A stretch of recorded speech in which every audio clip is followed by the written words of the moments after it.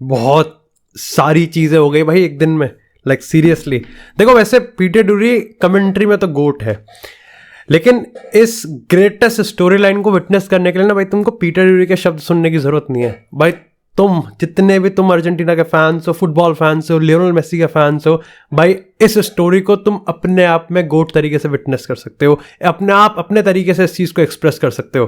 भाई as a Ronaldo diehard fan देखो, give away Ronaldo के लिए तो नहीं हो पाया, बट ठीक है भाई। लाइक कल की स्ट्रीम में जब अर्जेंटीना वर्ल्ड कप के फाइनल्स में जा रही थी, जब लियोनेल मेसी लाइक वो शोकेस हो रहा था टीवी पे, और जिस तरीके से स्ट्रीम पे भाई तुम लोग पागल हो रहे थे ना, खुशी का माहौल तो है। तो भाई डेफिनेटली हम इस एपिसोड में गिव अवे करने वाले हैं, और उसके लिए तुमको बहुत दो सिंपल चीज़ें करनी है। जैसे इस चैनल को सब्सक्राइब करना है, तभी तुम एलिजिबल होगे, और यहाँ पर तुमको इस एपिसोड के कमेंट सेक्शन में एक कमेंट कर देना है। कर दो यार, वेमोस अर्जेंटीना कर दो, सू मेसी, कुछ जो लिखना है वो लिख दो। और भाई इस चैनल पे ये हमारी 1001 वीडियो है। आई थिंक कल हमने 1000 वीडियोस भी पूरी कर दी, जो कि अपने आप में आइकॉनिक है, और 100K सब्सक्राइबर्स के भी काफ़ी ज़्यादा करीब है। And congratulations to Muktesh as well. लेकिन भाई कल इस अर्जेंटीना की परफॉर्मेंस में ना मैंने वो सारी चीजें देख ली जो कि एक टीम को वर्ल्ड कप जीतने के लिए चाहिए होती है। And no offence to like this is, I think Lionel Messi is the biggest clutch in Argentina history. भाई ये टीम मर सकती है मेसी के लिए, ये टीम भाई मर मिटने के लिए तैयार है भाई। मैं किसी को भी यहाँ पर ऑफेंड नहीं करना चाहता, चाहे 2018 की टीम हो, चाहे 2014 की टीम हो अर्जेंटीना की, लेकिन इस टीम की बहुत अलग खास बात है भाई। ये टीम कुछ अलग स्टैंड आउट करती है, फ्रॉम स्केलोनी टू हर एक वो बंदा जो कि स्टार्टिंग लाइनअप में, यहाँ पर बेंच पे हर तरीके से कंट्रीब्यूट कर रहा है। और ये एक बार फिर से एक लियोनेल मेसी का अर्जेंटीना का मैच का रिव्यू है, जिस एपिसोड में मैं एक बार फिर से ये कह रहा हूँ भाई, लगता ही नहीं है कतर में मैच हो रहा है, ऐसा लगता है साला बुएनोस एयरेस में या फिर किसी अर्जेंटीना के लोकल ग्राउंड में मैच हो रहा है। मतलब जो एटमॉस्फेयर क्रिएट करता है, कोई फर्क नहीं पड़ता कि सऊदी की टीम से भिड़ रहे हैं, मैक्सिको की टीम से भिड़ रहे हैं, क्रोएशिया की टीम से भिड़ रहे हैं, या फिर ऑस्ट्रेलिया की टीम से भिड़ रहे हैं, एक ही रंग होता है पूरे स्टेडियम का, एक ही वाइब होती है, एक ही चैंट होता है। ये एक स्टोरी लाइन है, और होप्स हो कि भाई स्टोरी लाइन का जो एंडिंग है वो काफी ज्यादा अच्छी होनी चाहिए। लेकिन इस मैच के अगर मैं बात करूं ना, तो बहुत हद तक कईयों के हिसाब से देखो ये मैच ना एक और प्रूफ था कि अर्जेंटीना को यहां से लक वक के दम पे नहीं आई है। ठीक है, वो यहां पर अपनी लाइक जिस तरीके से उन्होंने सऊदी के बाद कम बैक करा, जिस तरीके से स्टोरी लाइन चल रही है, और जिस तरीके से भाई लियोनेल मेसी 35 साल की उम्र में अपनी इस तरीके से परफॉर्मेंस दे रहा है, मेरे लिए this is the one of the best, arguably best version है लियोनेल मेसी का, बहुत तगड़ा है। लेकिन कहीं ना कहीं काफी लोग कह सकते हैं कि यार बॉक्स ऑफिस मैच नहीं था, ये तो एक तरफा मैच था। ये भी अपने आप में खासियत है कि सेमीफाइनल में आके उन्होंने एक ऐसी टीम के अगेंस्ट एक तरफा मैच बना दिया है जो ब्राजील को बाहर करके आई है। मतलब बहुत सारी पॉसिबिलिटीज हो सकती थी, एक्स्ट्रा टाइम पे जा सकता था, और कहीं हद तक आप कहो तो क्रोएशिया ने कोई डिजास्टर्स परफॉर्मेंस भी नहीं दी है। कहीं ना कहीं अगर हम यहां पर बात करें कि जिस तरीके से स्केलोनी की भी तारीफ करनी पड़ेगी कि भाई उसने एक ऐसी लाइनअप को चूज किया, और वो इस चीज को प्रूव भी करता हुआ रहा है कि वो फ्लेक्सिबल भी है, कॉम्प्रोमाइज भी कर सकता है, और चीजों को एडजस्ट भी कर सकता है। मैं बताऊं एक चीज जो मेरे को स्केलोनी के रिगार्डिंग सबसे अच्छी लगती है, वो ये है कि वो बहुत कुछ इन गेम स्ट्रैटेजी पे नहीं छोड़ता, वो होमवर्क अपना पहले से ही करके आता है, और स्टार्टिंग लाइनअप में हमको एक हुक्म का इक्का देखने को मिल जाता है। अब ठीक है, बहुतों के हिसाब से यहाँ पर Lionel Messi throughout consistency हुक्म का इक्का, लेकिन ये कोई नई चीज नहीं है। लेकिन उसके बाद भी अगर आप छोटे से इक्के की बात करें ना, तो छोटे छोटे भी इक्के काफी है। जैसे आज 4-4-2 फॉर्मेशन में जाना एक बहुत बड़ा मास्टर क्लास निकला है, क्योंकि साथ ही में यहाँ पर उसने एक तो देखो यूलियन अल्वारेज की परफॉर्मेंस साइड बाय साइड आ रही है, और वो भी तब जब लौतारो मार्टिनेज की परफॉर्म काफी ज्यादा अंडरवेलमिंग थी। अगर लियोनेल मेसी स्पेस क्रिएट कर रहा है, खैर मोस्ट ऑफ द टाइम वो खुद ही गेम खत्म कर देता है, लेकिन अगर मेसी किसी के लिए क्रिएट कर रहा है तो रिस्पॉन्सिबिलिटी उठाने वाला कौन है? अब है इस टीम में, अब वो प्लेयर्स हैं। मैकएलिस्टर, रॉड्रिगो डी पॉल, मैंने तुमको बताया था कि रॉड्रिगो डी पॉल, मैकएलिस्टर, इनकी परफॉर्मेंस तगड़ी आनी बहुत ज्यादा जरूरी है। लेकिन इसका ये मतलब नहीं है कि अर्जेंटीना ने इसको टोटली डोमिनेट किया है। अब अगर हम क्रोएशिया की बात करें तो देखो जो चीज उन पे नहीं थी वो उसके बलबूते पे हार गए। लेकिन एज सच कहीं ना कहीं अगर हम बात करें यहाँ पर गॉड्रिच की, अगर बात करें यहाँ पर कोवाचिच की, लाइक मॉड्रिच की, यार देखो आई वॉज नॉट शॉक्ड, और मेरे को पता था कि अगर मॉड्रिच को एक स्टैंडिंग ओवेशन तो मिलेगा भाई। इट डजेंट मैटर कि वहाँ पर अर्जेंटीना के फैंस हो, कोई भी फैन हो, आप किसी भी टीम के फैन हो, आप ये डिनाई नहीं कर सकते कि लुका मॉड्रिच बहुत कुछ उखाड़ चुका है, and he is definitely one of the greatest hero of Croatia national team. भाई Croatia back to back semifinal में गई है, और मैं किसी भी प्लेयर से क्रेडिट नहीं लेना चाह रहा, बट व्हाट लुका मॉड्रिच ने जो परफॉर्मेंस दी है इस मैच में, बियॉन्ड वर्ड्स है। कोवाचिच की परफॉर्मेंस भी बहुत तगड़ी आई है, लेकिन यही तो सबसे बड़ी वीकनेस थी क्रोएशिया की कि बहुत कुछ डिपेंड कर गया था इन दो की परफॉर्मेंस पे। लेकिन एक one of the great midfield performance में और स्कोर लाइन में गोल दिखाने के लिए आपको एक स्ट्राइकर की जरूरत होती है, और आज पेरिसिच कहीं ना कहीं वो चीज़ नहीं कर पाया जो कि हम अभी तक थोड़ा सा यूज टू थे कि पेरिसिच तो निकाल लेगा, ऑर्सिच का कोई इंक्लूजन नहीं था। तो कहीं ना कहीं क्रोएशिया के हाथ से देखो, पता है थोड़ा सा अजीब लगेगा कुछ लोगों को, लेकिन ये ना पोर्चुगल स्विट्जरलैंड वाले टाइप का मैच था। और कहीं ना कहीं आप देखो कि क्रोएशिया ना मतलब पलक झपकते तो गेम हार गए। आपने पहला गोल, आप काफियों के हिसाब से पेनल्टी एक कंट्रोवर्शियल डिसीजन था, और जिनको थोड़ा सा रीजन चाहिए अर्जेंटीना को नीचे लाने का, वो इसको एक तरफ से चीटिंग भी कहेंगे। क्या चीटिंग है या नहीं है, पेनल्टी देनी थी नहीं देनी थी, बट दैट डजंट मैन, उसका कोई फर्क नहीं पड़ता, it doesn't matter even anymore, क्योंकि पेनल्टी दे दी गई और उसको लियोनेल मेसी ने बरी भी कर दिया। उसके बाद तो एक आपको डिसीजन मिल गया, गोल मार दिया आपने, सकर पंच आया क्रोएशिया के लिए, दूसरा जो गोल था वो प्योर कन्विक्शन और एग्रेसिवनेस था, और यही चीज यूलियन अल्वारेज के लिए सबसे ज्यादा बढ़िया थी। डेफिनेटली सोसा इन द मड है, लेकिन कहीं ना कहीं वो बॉल, वो काउंटर अटैक पे रन, और मैंने तुमको प्रेडिक्शन में बताया था कि अर्जेंटीना और क्रोएशिया, लाइक इन दोनों में एक चीज का डिफरेंस है, और वो है कि यहां पर पेस है अर्जेंटीना के पास, क्रोएशिया के पास नहीं है। मतलब अर्जेंटीना को थ्रू आउट द मैच शायद से ही कभी डिफरेंस लगाओ, या फिर उनकी शायद से कभी फटी होगी कि क्रोएशिया एक्चुअली में कभी उनको काउंटर पे बीट कर भी सकती है कि नहीं कर सकती, नहीं कर सकती, और करा भी नहीं। क्रोएशिया ने जब जब अटैक बनाया वो एक सेटल्ड पोजीशन में बनाया, क्योंकि यही उनका स्टाइल है, और वो यही चीज में मेरे को लगता है कि यही चीज वो सोच के आए थे। मॉड्रिच के पास बॉल आएगी, कोवाचिच के पास बॉल आएगी, लेकिन शायद से हमने बहुत कम काउंटर अटैक कभी देखने को मिले होंगे। It was all counter attack from Argentina, और उन्होंने इस चीज को बखूबी इस अपॉर्चुनिटी का उन्होंने फायदा उठाया, और यूलियन अल्वारेज का वो पेनिट्रेटिंग रन और वो कन्विक्शन कि भाई मैं गोल मार के रहूंगा, वो बहुत तगड़ी चीज थी। और कहीं ना कहीं लौतारो मार्टिनेज ने जिस तरीके से चीजों को मिस किया है, या फिर जिस तरीके से फैंस को डिसअपॉइंट किया है, यूलियन अल्वारेज ने उस अपॉर्चुनिटी को पकड़ा है और अपनी वर्थ को प्रूव किया है।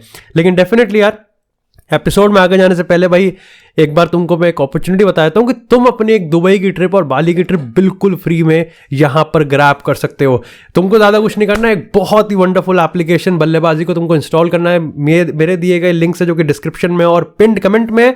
अब यहाँ पर भाई ये एक से बढ़कर एक इस फुटबॉल फेस्टिवल में फीचर लेके आ रहे हैं, गेम्स लेके आ रहे हैं, जहाँ पर आपको फैंटेसी फुटबॉल गेमिंग तो देखने को मिलेगी, लेकिन उसके साथ यहाँ पर भाई ग्रैंड लीग का इंक्लूजन भी हुआ है और इंट्रोडक्शन भी हुआ है। लेकिन इस समय जो सबसे ट्रेंडिंग चीज इनके ऐप पे चल रही है वो है यहाँ पर बल्लेबाजी प्रेडिक्टर। 4-5 सवाल तुमको बहुत इजी सवालों के जवाब देने हैं, और ऑफ कोर्स भाई तुम अगर यहाँ पर कैश डिपॉजिट भी करोगे तो उसका भी तुमको यहाँ पर भरपूर फायदा मिलेगा। मेरे दिए गए कोड को यूज करोगे तो एक डिपॉजिट पर फ्री भी बोनस भी मिलेगा। साथ ही 4-5 सवालों के तुमको जवाब देने हैं कि यहाँ पर क्या मोरक्को फ्रांस के अगेंस्ट अपसेट कर सकती है, क्या मेसी के गोल एम्बापे से ज्यादा होंगे इस वर्ल्ड कप में, क्या अर्जेंटीना फाइनली वर्ल्ड कप जीत सकती है। अपने सहूलियत और अपने प्रेजेंस ऑफ माइंड के हिसाब से तुम इसको आंसर दे सकते हो, इन्वेस्ट कर सकते हो, डिपॉजिट कर सकते हो और बेट लगा सकते हो, और यहां पर एक्साइटिंग कैश रिवॉर्ड जीत सकते हो। साथ ही इस समय यहां पर इनका प्रेडिक्टर लीडर बोर्ड भी चल रहा है, जिसपे तुम जितना ज्यादा बेट और बिड करोगे उतना ही तुम लीडर बोर्ड में यहां पर टॉप पे आते रहोगे, और जो टॉप 3 विनर्स होंगे लीडर बोर्ड के, वो यहां पर ट्रिप जीतने वाले हैं दुबई और बाली की बिल्कुल फ्री ऑफ कॉस्ट। और ये तो उसके साथ लाइक मैक्सिमम, ये तो सिग्मा लेवल गिफ्ट है, लेकिन उसके नीचे भी बहुत सारे एक्साइटिंग कैश रिवॉर्ड्स हैं। सो डू मेक श्योर कि आप जरूर बल्लेबाजी ऐप को इंस्टॉल करें, मेरे दिए गए लिंक इन द डिस्क्रिप्शन और पिंड कमेंट से। Kind of soan papdi deal है, मिल ही रहा है।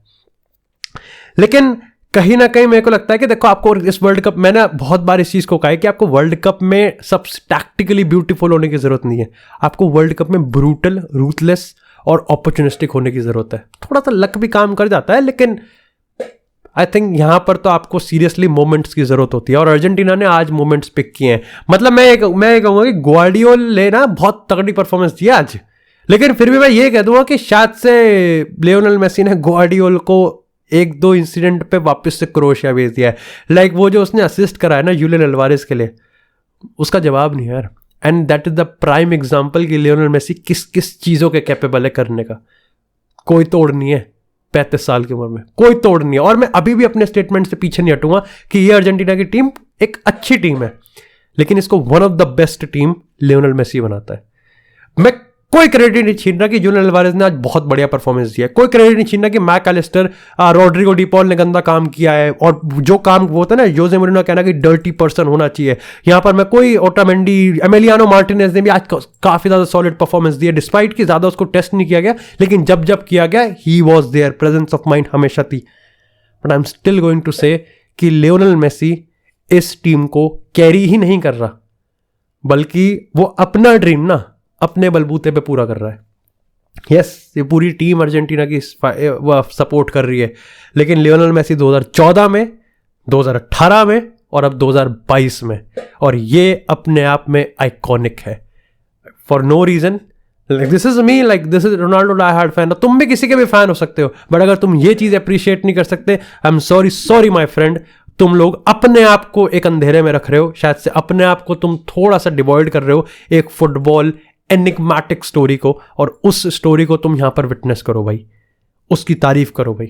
This is not just good football, better football, this is the greatness, वो सिल्कीनेस। और लियोनेल मेसी जब ड्रिबल करता है ना, मैंने तो पहले कहा था कि मिडफील्ड किंग है, लेकिन सबसे ज्यादा दिक्कत किसी भी टीम के अगेंस्ट अर्जेंटीना ये पुश कर सकती है, ये प्रूव कर सकती है कि लियोनेल मेसी जब मिडफील्ड में ड्रॉप करेगा तब तक स्पेस क्रिएट होंगी, और अल्वारेज इस स्पेस को अच्छे से निभा सकता है।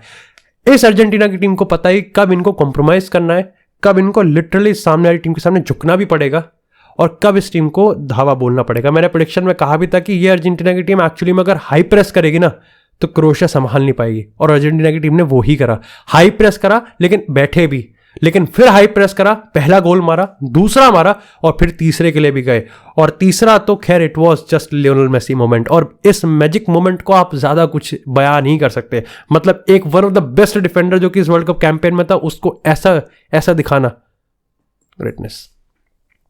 लेकिन कहीं ना कहीं क्या ये अर्जेंटीना की टीम अनटचेबल है?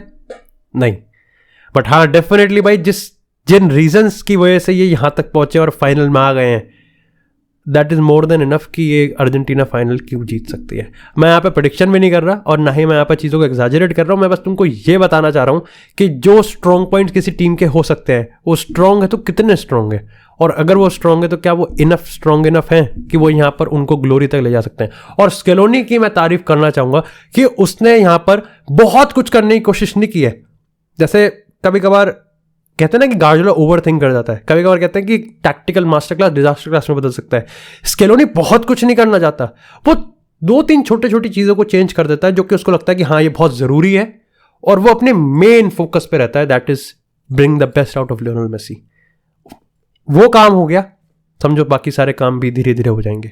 और ये एक छोटी, चाहे आप यहाँ पर उसके 4-3-3 की बात करो, डी मरिया के एब्सेंस में किस तरीके से एडजस्ट करा है, नेदरलैंड की 3-5-2 में उसने अपने आप को कैसे एडजस्ट करा था, और यहाँ पर 4-4-2 में उसने किस तरीके को चीज़ें को चेंज करा है, ये सब स्केलोनी के लिए भी क्रेडिट बनता है। तो ओवरऑल आई थिंक इस अर्जेंटीना की टीम में आज ना के बराबर ही हमको यहाँ पर नेगेटिव परफॉर्मेंस देखने को मिली है। कहीं ना कहीं आप कह सकते हो कि क्रोएशिया फाइट भी नहीं दे पाई बहुत हद तक, मतलब क्रोएशिया मिडफील्ड जीत रही थी, ग्वार्डियोला और लोवरेन अच्छी परफॉर्मेंस भी दे पा रहे थे, लेकिन एक सीलिंग थी, और स्ट्राइकर ना हो, क्रामारिच शायद से उसने कुछ उखाड़ा हो, Perisic was a shadow of himself. और यही एक प्रॉब्लम होती है कि वाई देयर वाज, देखो फीलिंग आती है, एक एंथुसियास्ट के ओपिनियन आता है कि यार कमबैक आ जाना चाहिए ना, तभी तो मजा आएगा, पर कमबैक भी लॉजिकल होना चाहिए ना।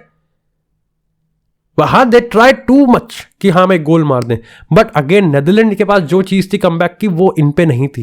दे डोंट, आपके पास हेडिंग एबिलिटी नहीं है, आपके पास पेनिट्रेटिंग पावर नहीं है, आपके पास 2 चीज़ें हैं, एक कोवाचिच और एक मॉड्रिच, लेकिन उनके पास भी वो स्क्रीमर मार सकते हैं, आपके पास वो जिसके लिए क्रिएट करेंगे वो नहीं है, जो उनके क्रिएटिविटी को फिनिशिंग में कन्वर्ट करेगा आपके पास वो नहीं है। और आपके पास सबसे बड़ी चीज़ है, आपके पास कहीं ना कहीं अब आप 2-0 हार रहे हो 2-0 से, सेकंड हाफ में आप कितना एग्रेसिव उतर जाओ, आप तीसरा गोल भी खा लोगे, जो कि हमने देख भी लिया कि of course that was Lionel Messi. लेकिन कहीं ना कहीं आप, मेरे को लगता है कि अर्जेंटीना को अगर एक और गोल की जरूरत होती तो वो एक और ठोक भी देते, जहां हमने कुछ इंसिडेंट पे देखा था, यस।